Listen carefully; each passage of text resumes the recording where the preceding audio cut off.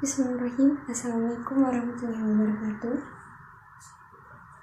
Perkenalkan, nama saya Rizky Anggreni dari kelas KK20E NIM 10573118020, mahasiswi Prodi Akuntansi di Universitas Muhammadiyah Makassar, Fakultas Ekonomi dan Bisnis.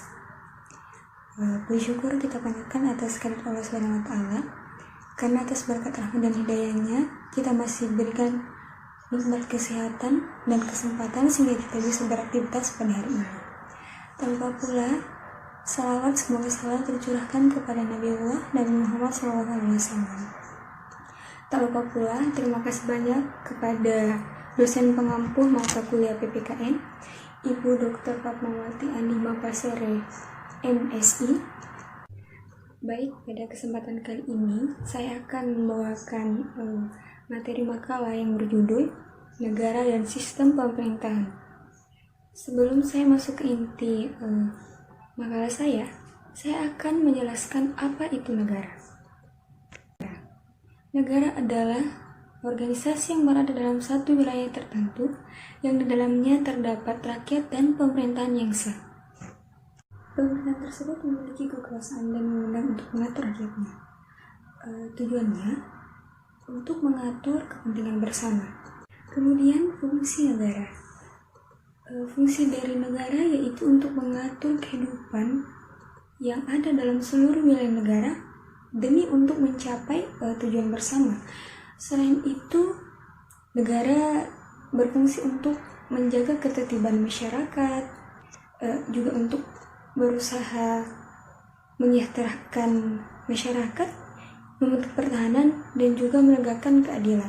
Kemudian kita beralih kepada unsur-unsur negara.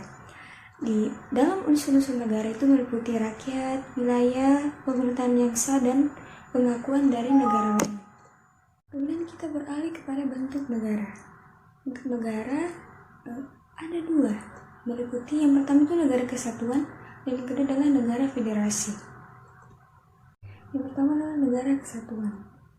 Negara kesatuan adalah bentuk negara yang merdeka dan berdaulat dengan satu sistem pemerintahan pusat yang berkuasa dan mengatur seluruh daerah.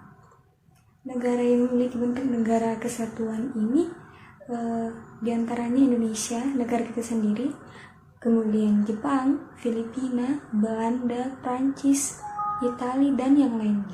Yang kedua, negara federasi. Kedaulatan di negara ini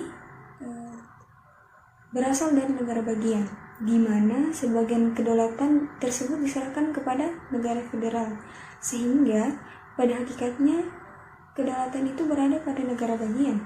Contoh dari negara yang berbentuk serikat itu seperti Amerika Serikat, India, dan juga Jerman. Kemudian kita membahas sistem pemerintahan. Apa sih itu sistem pemerintahan? Istilah sistem pemerintahan itu terdiri dari dua kata, yakni sistem dan pemerintahan. Sistem dapat disebut sebagai susunan, tatanan, dan jaringan yang mempunyai hubungan fungsional, baik antara bagian maupun hubungan fungsional terhadap keseluruhan bagian, yang akibatnya jika salah satu bagian tidak bekerja dengan baik, maka akan mempengaruhi keseluruhan tatanan tersebut. Sedangkan pemerintahan berarti perbuatan pemerintah yang dilakukan oleh badan legislatif, eksekutif, dan yudikatif di suatu negara dalam rangka mencapai tujuan penyelenggaraan negara. Kemudian sistem pemerintahan. Sistem pemerintahan adalah suatu tatanan utuh yang terdiri atas berbagai komponen yang bekerja, saling bergantung, dan mempengaruhi dalam mencapai tujuan dan fungsi pemerintahan. Kemudian bentuk sistem pemerintahan. Jadi bentuk dari sistem pemerintahan ini ada dua. Yang pertama sistem presidensial dan yang kedua sistem parlementer. Yang pertama kita akan membahas tentang sistem presidensial. Sistem presidensial adalah sistem negara yang dipimpin oleh presiden. Presiden adalah kepala negara sekaligus kepala pemerintah. Presiden dan wakil presiden dipilih secara langsung oleh rakyat, yaitu melalui pemilihan umum. Jadi ciri-ciri sistem pemerintahan presidensial itu sendiri, yang pertama, presiden sebagai kepala negara sekaligus pemegang kekuasaan eksekutif. Yang kedua, kedudukan eksekutif tidak tergantung pada parlemen. Yang ketiga, menteri-menteri merupakan pembantu presiden. Dan yang keempat, kekuasaan membuat undang-undang ada di tangan parlemen. Presiden hanya memiliki hak veto dalam pemberlakuan suatu undang-undang. Kemudian kita membahas mengenai sistem parlementer. Sistem parlementer adalah sebuah sistem pemerintahan yang parlemennya peran penting dalam pemerintahan. Jadi dalam hal ini, parlemen memiliki wewenang dalam mengangkat perdana menteri dan parlemen pun dapat menyatukan pemerintahan, yaitu dengan cara mengeluarkan semacam mosi tidak percaya. Ciri-ciri dari sistem parlementer ini, yang pertama, raja atau ratu atau mungkin presiden sebagai kepala negara. Kemudian yang kedua, kekuasaan eksekutif dipegang dan dijalankan kabinet yang dipimpin oleh perdana menteri. Kemudian yang ketiga, kepala eksekutif atau perdana menteri bertanggung jawab kepada parlemen. Dan yang keempat, parpol mayoritas memegang kekuasaan eksekutif. Dan yang kelima, menganut sistem multipartai.